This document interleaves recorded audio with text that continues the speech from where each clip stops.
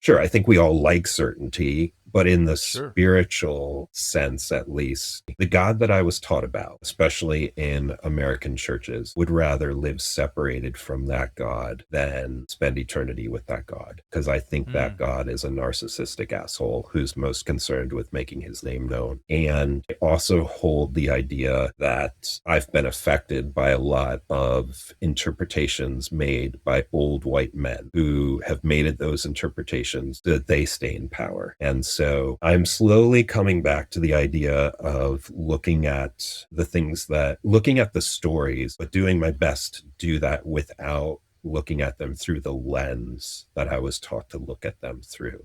Like, I think Jesus is a master storyteller, a master of metaphors. And the way he talks about some things, I'm like, that is my lived human experience. Like, he's describing these things that, like, Mm. see that and I see that. And in that way, like, I feel closer to Jesus than I ever have before. I was going to say, just to jump in there, I think I spent a lot of time after I left the faith or was leaving the faith, deconstructing. I had to work through a lot of that because I realized what you just articulated, that the God of the Bible, quote unquote, was a construct that I had been presented with growing up in church. And even the God of the Bible that you read about, there's layers of interpretation.